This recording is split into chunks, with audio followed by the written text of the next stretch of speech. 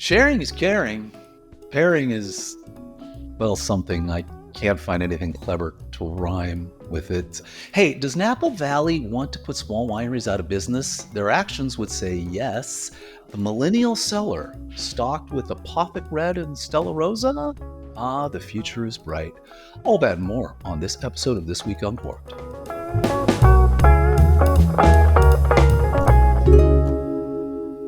Hello and welcome to episode 37 of This Week Uncorked for Monday, March 31st, 2025. The year is rolling by. Q1 is in the bag. I'm Brett Martin from Cork & Journey, your number one source for corkage information, wine, winery, restaurant reviews, and more. Let's get right on into this week's news.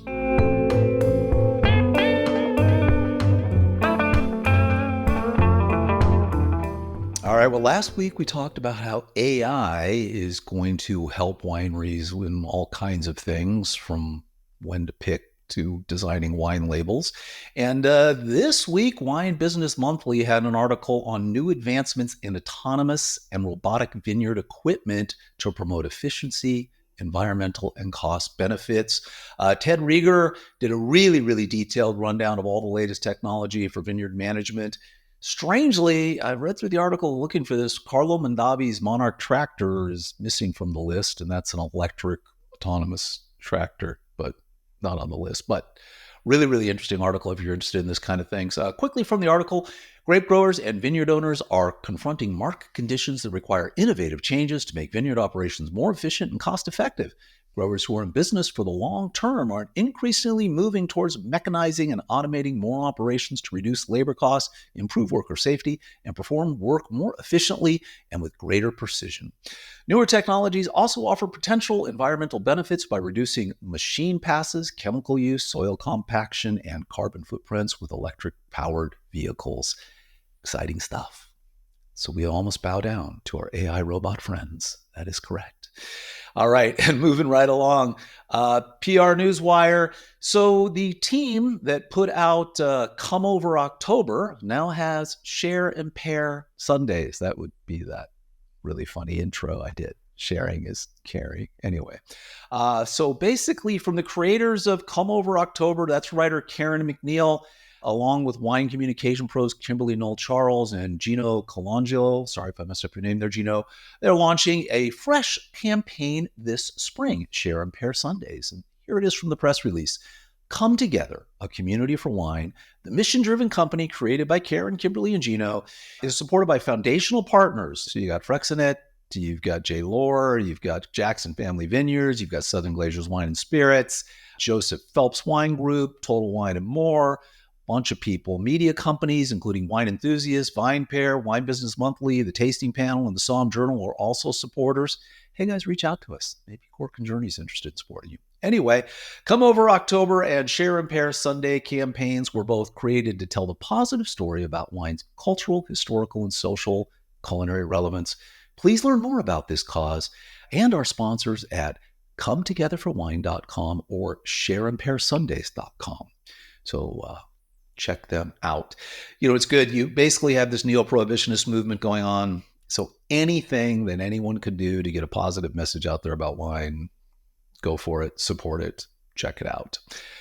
And before we move on with the rest of the news, and we got some really interesting stories to follow, let's do a quick plug to our friends over at SOMM TV. This is an application that you can download on any of your devices, whether it's phones, tablets, virtually every single television application supports it, whether it's a Roku or an Apple TV or Google TV. Download the app, and you have the ultimate wine experience: movies, tutorials, blind tastings, varietal explanations, regional explanations. It goes on and on and on and on and on. Jason Wise and team have done an incredible job over there putting this together. And if you use the link below, you will get 50% off. And for $3.49 a month, you will actually have a subscription to SOMM TV. New content drops every week, and I highly suggest you check it out. And with that, let's move right on with the rest of the news. So Wine Spectator dropped a story that Opus One is naming a new director of winemaking, and we are a fan of Megan Zobeck. She basically, this wine right here, Zobeck, fantastic wine. She is also all over SOMM TV. She's kind of a regular on there. I think she was in there. They did a series called Sparklers, and she was on that. She's done some other stuff. Anyway, she is going to basically be working under veteran winemaker Michael Selassie as the legendary Napa estate undergoes a winemaking transition and deepens its commitment to regenerative farming. So here's from the article by James Molesworth over there at Wine Spectator. I'm very excited to be working with Megan. Her energy and intensity is a perfect fit for us, said Michael, winemaker at Opus One since 2001. My job is to facilitate her advancement, build a great team around her, and be mentored by her at the same time. And that's it. I like a person who just gets right to the point. He plans to stay for the next 3 or 6 more years while continuing to focus on needed vine replantings and a shift from holistic farming practices in the vineyard that he instituted during his tenure. They're doing a whole bunch of stuff over there. We were out at Opus 2 summers ago. They ripped out a vineyard. They're changing the orientation of the vineyards. They're doing some interesting stuff over there all the way around. So he's going to finish that work out. And Megan eventually will take over as a head winemaker over at Opus One. That is a good gig. You gotta love that. So congratulations, Megan, and congratulations shout out to Opus One as well there. Also, moving on, the San Francisco Chronicle. Jess Lander has an article. It doesn't seem fair. Small Napa wineries for your local government could deal another blow to their survival. If you've been watching this show, you know the whole drama that's been going on with Hoops. Lawsuit after counter lawsuit, injunction after injunctions being overturned. It goes on and on and on. It's just crazy. Well, this is just another strange thing that they're doing in Napa County. So like I said, Jess Landers has got an article about the attack that's going on small Napa producers by Napa County. And honestly, I don't get it. It seems like they're deliberately trying to force small wineries out of business. So this one is really crazy. From the article, without the ability to pour its wines for consumers, Dalla Valle has relied on what winemaker Maya Dalla Valle and others referred to as trade visits with people in the industry such as distributors, importers, restaurants, and journalists. It's a standard practice that for decades, these trade visits are typically how small wineries market their wines and get wholesale placements. But after nearly 40 years in business, Dalla Valle fears it must suddenly halt this vital business activity, citing what it sees as a major Napa County policy change to start counting trade visits like other winery tastings. Taking away this common and essential business practice is akin to sawing a leg off a wooden chair. Yeah, a 3-legged wooden chair. This is crazy. So basically, Dalla Valle, they can't have anybody visit their winery. They do not have a permit for tastings. They have never had a permit for tastings. They make their wines and they sell them by having distributors come to them. They do a tasting for them, for restaurants, for importers. They get journalists to write about their wines. They come up there and now Napa's saying, nah, that's a tasting and you're not licensed for that. So no go. Insane. The article goes on, but it's almost like, and now they're saying like a lot of wineries are limited to the amount of tastings they can do in a given month. And they're also saying, oh, by the way, these trade visits, they count as your tastings. So I don't know what's going on. I don't know why this law would exist. It's just mind-boggling. You're allowing someone to own the land, pay the taxes, make the wine, do all of that, but you really don't want them to be able to sell it, is what's being said here. So enough of that. All right, VinePair has an article on millennials are entering their collecting years. Yes, I was joking about Apothic Red. But what they're saying is a really, really interesting article. John Summers has a very, very long read over at VinePair as to what are millennials going to collect as they age up. So are they going to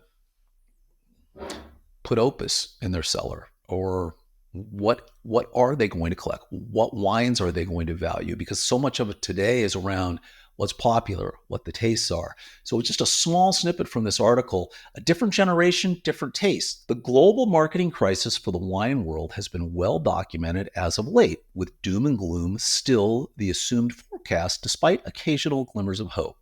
Factor in the younger generation's additional penchant for novelty and under-the-radar esoteric wines, and it's fair at least to extrapolate up the ladder and question the future stability of the collector market as it exists today. Who among us can predict where the influencer class will set their gaze next? Taste can be both collective and individual. Remember what the movie Sideways did to the Merlot market. So really a fascinating long read as, are they going to collect Bordeaux's? There's an entire company dedicated to Vinfolio where you can basically invest in wines. You're buying wines betting they're going to go up. You've lost your butt the last 3 years. But prior to that, there was pretty nice return investment on high-end wines. And wines do go up in price. The older they get, the more people want them. I mean, I'm always shocked. I'll look at our cellar and I paid, $95 maybe for a bottle of Napa something or whatever. And then I go into my inventory app or seller tracker app and the current market value of it is $150, $160. Why? It's sold out. It's gone. It's in very few retailers. And people who want it are willing to pay that extra 50% markup on it. Well, this happens in Bordeaux. Big time, only we're in the thousands and thousands of dollars now. It's a $5,000 bottle of wine now. It's worth $10,000 a bottle. So what is that collecting going to look like? Anyway, super long article. I found it interesting, maybe worth the read. Nice job, John. So click the link, head over to VinePair and check it out. And with that, let's move on to our wine and winery of the week.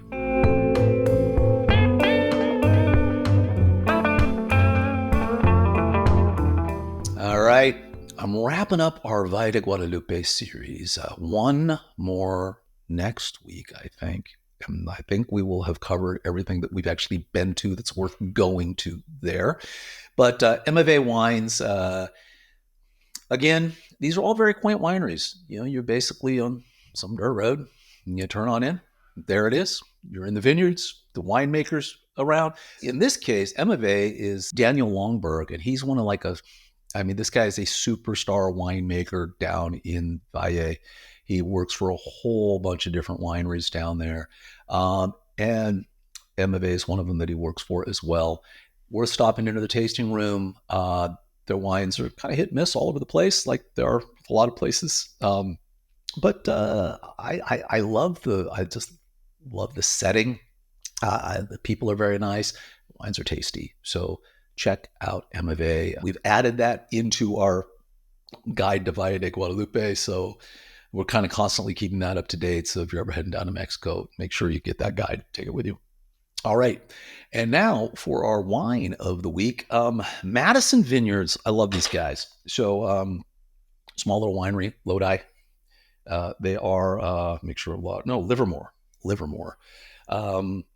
Quixotic is a non-vintage Cabernet Sauvignon. So basically they are taking their grapes and they're vinifying them and then they're keeping them and then they're blending this year with this year with this year and they're tasting them and they're saying what's going to come out to be what tastes best. It's a beautiful way of doing it because you really, you can have all of these vintages that you've basically fermented and you've got in barrel and you're able to kind of play with them and blend the various years together and come up with something that really works for you.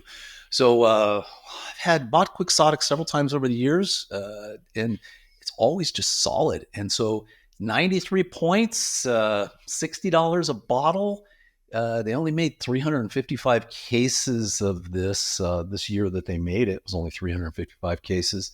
Anyway, great wine. Give it a shot. I mean, for $60, 93 points, you can't go wrong. If you think of, non-vintage, so Opus, we've been talking a lot. There's a bottle of Opus One. That's a 2013. God knows what it sells for today. But I think at the time, $500, where Overture sells for $150. And again, this is a red blend, just like Opus is a red blend as well. So, kind of a Bordeaux style blend. But this is $150 a bottle. Honestly, side by side with the Quixotic, Quixotic stands up. But very, very good wine, but almost 3 times as much. At a restaurant the other day, by the way, I think I paid $145 for this.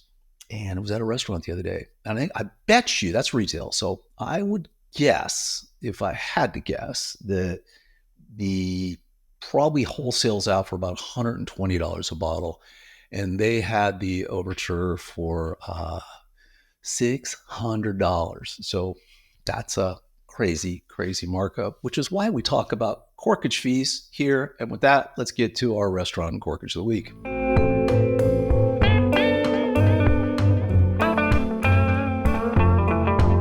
All righty, we're going to talk about Rivea. I don't know how it's pronounced. I probably should have asked, but I didn't. Anyway, nice little restaurant in Las Vegas, basically in the Mandalay Bay. It's in the W Tower, and it's up on the top floor, 64th, 65th floor, something like that. I don't know if they're really that tall or not, but anyway, it's up there. Beautiful views, absolutely fantastic service. Also, big shout out to Pietro Curcio. He was our SOMM. The guy was just amazing. We ended up doing a preset menu paired with wines. Really, really, really outstanding. Not cheap. I wanted to say we paid $195 for the meal and $195 for the wine pairing. So it was about $400 per person out the door. But this was their truffle pairing, and it was just crazy. Everything had truffles. The dessert came in the shape of a truffle. The pairings they did were not low end by any stretch of the imagination. So if you're in Las Vegas, definitely check this restaurant out. Everything was very, very good. The service was just outstanding. The views are to die for. And, if you can find Pietro, then you basically want to hunt him down and say, hey, can I get a tour of your wine cellar and maybe some other parts? And if you don't want to do the pairing menu, $50 corkage fee. So not bad at all there as well. So a limit of 1 bottle, but should be enough for 2 people. It's 1 bottle for every 2 people anyway. So I think you're fine. So check it out next time you're in Las Vegas. Basically, if you're anywhere near the Mandalay Bay, I would try to get reservations there. Yeah, worth your time. And I am going to do Buy It Now this week as well. So let's hit it.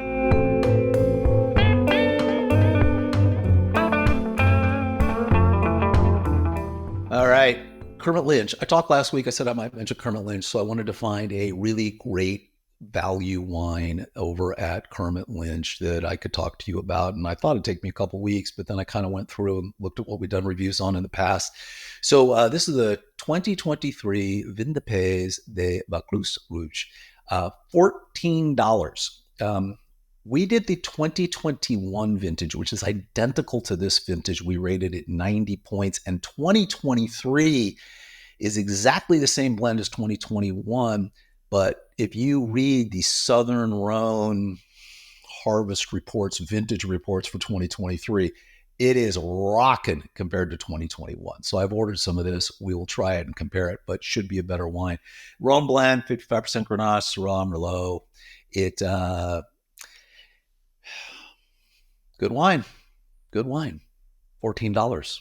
Did I mention that? I think so. And I think if you buy 12, you get free shipping. So, man, oh man, great wine. Try it out. Head over to Kermit Lynch. Again, we don't get paid anything for this, but I just thought you should know. All right, everybody. And with that, we're going to wrap up the show. Hey, if you like this video, check out down below. We did an interview with superstar winemaker Steve Mathiasen. And man, was it a lot of fun. Tina and I, it's I think 45 minutes. Fantastic video. You will like it. Also, please subscribe to us on YouTube and follow us on your favorite social media app. Thank you, everybody. Until next week. Cheers.